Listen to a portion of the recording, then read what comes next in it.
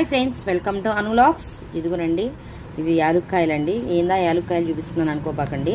ఇది చాలా దేవుడు నైవేద్యం. ఇది దేవుడికండి.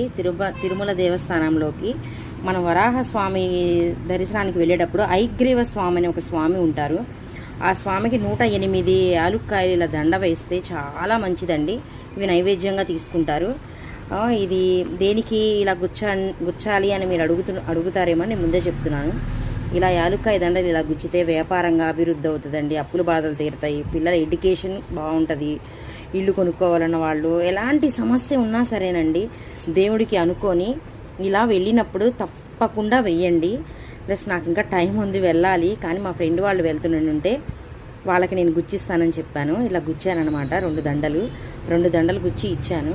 ప్లస్ ఈసారి నేను వెళ్ళినప్పుడు అక్కడ ఎక్కడ ఏంటి అనేది చెప్తాను ఫ్రెండ్స్. మీకు నచ్చితే మీరు చేయండి, లైక్ చేయండి, షేర్ చేయండి, సబ్స్క్రైబ్ చేసుకోండి.